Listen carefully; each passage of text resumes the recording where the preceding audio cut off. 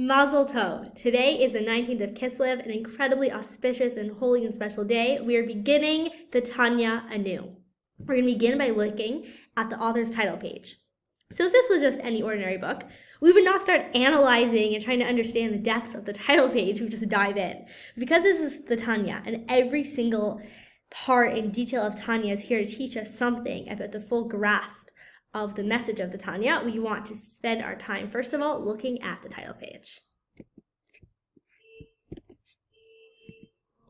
So Likutei Amarim appears on the title page, and Likutei Amarim literally means a compilation of teachings or a gathering of sayings. So the first reason we're going to look at as to why the Alter Rebbe, the Rabbi Shneur Zalman of Liadi, the author of the Tanya, chose this title, Likutei Amarim, a gathering of teachings, is because his teacher, the Maggid Mezritch, who is completely bonded and connected and tied with, named his own publication, Likutei Amarim, in 1781, which was a collection of his personal sermons. So like all the Chabad Rebbeim, they don't see themselves as self-made hotshots, God forbid. They see themselves as a link in a chain. That the Alter Rebbe saw himself as a continuation of his incredible esteemed teacher. He's not here to come and make his own new thing. It's rather he's here to continue this link in the wellsprings of Torah and to give the Yidden what we need, right? We need the fresh, rejuvenating waters of Torah. And so he's here as that chain in the link. And so in a way of humility, he's calling his new book in the name of his teachers as if to say, I'm just this continuation. So Humility 101. When we look at the Tanya, we're going to see that this is so much more than just a compilation of sayings. The Alter Rebbe is constantly giving us absolute novelties. It's almost as if, 10 people hand you a piece of fabric and you go and create a completely new garment that someone can wear and enjoy. So yeah, you could just compile different pieces of fabric, but you created something that wasn't there before. So yes, it is a compilation of sayings, but it's really creating something absolutely extraordinary. My favorite aspect of Tanya, my absolute favorite, is to look at any page in Tanya and just look at the footnotes.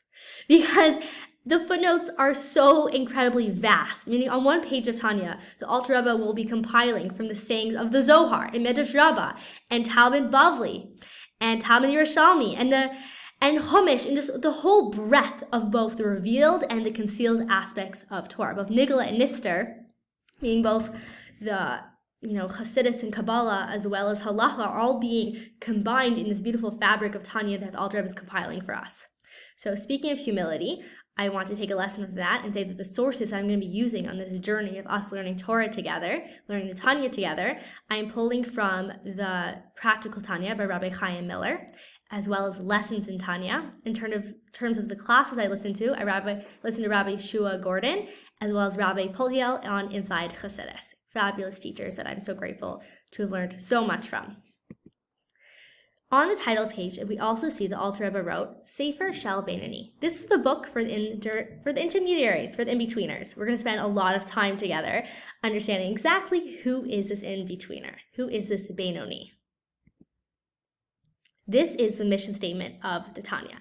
Whenever in Tanya we're feeling overwhelmed and like, whoa, these concepts are so deep, we always just want to remind ourselves of the Alter Rebbe's M.O. Let's read it together. Compiled from sacred books and from teachers of heavenly saintliness, whose souls are in Eden, based upon the verse, for this thing is very near to you, in your mouth and in your heart, that you may do it. Ki karov lacha davar ba'od b'ficha u'levavcha laso so. This is a quote from Deuteronomy 30:14. The mission statement Alter Rebbe is saying here is that this is supposed to be something that's close to you. Yes, we're going to talk about abstract and very lofty concepts, but the whole point is to actually lead us to action. And this is not something that we'll never be able to reach in our entire life. No, the Alter Rebbe is going to be showing us how these concepts are actually very close to us, so we can have a real, authentic, godly experience that's completely within our own grasp. That's what the Tanya is here to do. Not to be some esoteric, beyond reach text, but something that we can really bring into our everyday life. Back to the text. Explaining clearly how it's exceedingly near in both a lengthy and short way, with the aid of the Holy One, blessed be He. So what's this idea of the lengthy and the short way? So in Tanya we learned that there's two paths, right? There's the the short long way and the long short way. So this is based on a story about Rabbi Yeshua. The Rabbi Yeshua wanted to get somewhere, and he asked a child, which way do I go? And there was 2 ways he could go. He could go on the short, long way, meaning it was very short in distance, but there was all these prickles and bugs and animals, and instead it took him a very, very long time to get there. It was very difficult. Or he could take the long, short way, meaning the path is physically looks longer, but because the path is paved, he was able to get there easier. And so this is the idea, is that the Tanya is here to show us the long, short way. That's the way of Chabad Hasidus. Meaning this is not going to be one-liner little meditations handed to us on a silver platter. The Alter Rebbe is going to make us work. We're going to have to use our own Chachma Bina Das, our own intellect. But what's going to happen is the entire time we're going to be able to see how our goal is very much within reach, how we're actually able to experience a palpable, godly experience of connecting ourselves to our source, right? The way you plug your phone in, we are plugging ourselves back into our source for that recharge. And so even though we're going to have to work for it, it's long, in that regard, it's short in that we're actually able to attain it. Now we're going to be looking at 2 different approbations that the Alter Rebbe chose. So both of these people are very near to him. After his teacher, the Maggid of Mizrach, passed away, both of these 2 individuals, Rabbi Yehuda Leib Cohen and Rabbi Zusha, both spent time with him in Mizrach, and he entrusted him to, I don't know if it was in Mizrach, but after the Maggid's passing, they spent time together, and he entrusted these 2 individuals to write approbations for his book.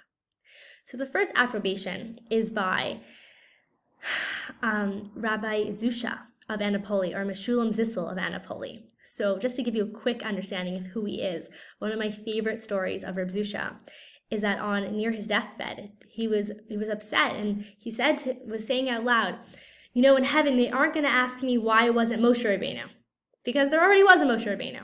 But what if they asked me why I wasn't Zusha? Just a powerful message of just always trying to attain the great height of just being ourselves, of the unique mission that we came into the world. So he was known as being incredibly poor and incredibly happy and humble. These are his words. I've seen the writings of the Rabbi and Gaon, the godly man, saintly and pure, the luminous lens who brings every subject into sharp focus. He with his own talents has done well, and moreover, God in his wonderful kindness has placed in his pure heart additional strength to do all of this, in order to show God's people his holy ways. It was Alter Rebbe's intention not to publish these writings, for it is not his custom, but because these pamphlets have spread among all Israel in numerous copies by sundry copyists, and as a result of the many and various transcriptions, the copies' errors have multiplied exceedingly. He was compelled to bring these pamphlets to the printing press. God has aroused the spirit of the 2 partners, the outstanding distinguished scholar, Reb Shalom Shachna, and Rav Noach, and the outstanding scholar, Rav Mordechai, son of Shmuel Halevi, to bring these pamphlets to the printing house in Slatvia. I congratulate them on this good deed. They were, however, apprehensive of the growing number of printing establishments, which were wont to cause damage and ruin to the credited ones. In view of this, we have resolved to give this approbation that no man shall lift his hand or foot to cause any damage, God forbid, to the aforementioned printers by encroaching upon their exclusive right in any manner. It is forbidden to any person to reprint this book without the knowledge of said partners for a period of 5 full years from the date below. And then he concludes with a blessing. May who heeds these words of mine be blessed with good. These are the words of the one who demands this for the glory of the Torah, right? He's saying, don't listen to me because of me. Listen to me because I'm demanding this glory for the Torah's sake. This day, Tuesday, the day in which the Creator twice saw that it was good, of the weekly portion Tavo in the year 556 of the 6th millennium, the insignificant Meshulam Zissel of Anapoli, right? So there we see Rabbi Zusha's character. He actually signs out the insignificant Meshulam Zissel of Anapoli. So here we're seeing that he's saying that the Tanya cannot be reprinted for a portion of 5 years. And we're going to clarify later when we look at the Alter Rebbe's approbation for his own book, or his letter to us before we read his book, this is 5 years after those original publishers stop reprinting versions of it. I mean, 5 years after they say we're not printing it anymore, not 5 years from that original date. And I also love the way he signs off, not just as Tuesday, but the day that the Creator said it is good twice. Very beautiful. Okay, so now we're going to be looking at the approbation by the famous Rav and Chassid, a godly man of saintly renown, our teacher, Rabbi Yehuda Leib Cohen. So originally, he was a student of the Vilna Gaon, and he later became a student of the Maggid of Mizrach, which is how he became connected with the author of the Tanya. And his sefer is called Or HaGanuz, the Hidden Light. The wisdom, and I'm going to challenge you to notice any differences you can between the first approbation and the second approbation. They're both bringing out different points essentially, so notice the differences as well as the similarities in the way they write. The wisdom of man illumines the face of the earth. When one sees the handwritings of the author, the rabbi and Gaon, the scholarly man, saintly and pure, pious and humble, whose hidden powers have been revealed long ago, when we sat at the seat of the wisdom with our Lord, Master, and Teacher, the world Gaon, right, the Maggid of Mizrach, who was a worldly authority in the revealed aspects of the Torah, as well as the supreme authority in the realm of Hasidic thought. And he drew waters from the well of the living waters. Now Israel, which is alluding to the Baal Shem Tov, whose name was Israel, will rejoice in the revelation of the holy words, for in Tanya the teachings of the Baal Shem Tov find lucid intellectual expression. Here he's pointing out that the Alter Rebbe isn't just coming out on his own, he is following the tradition of the holy Baal Shem Tov, which have been compiled in preparation for the press to teach the nation of God the ways of holiness, as anyone can perceive in the inner meanings of the author's words.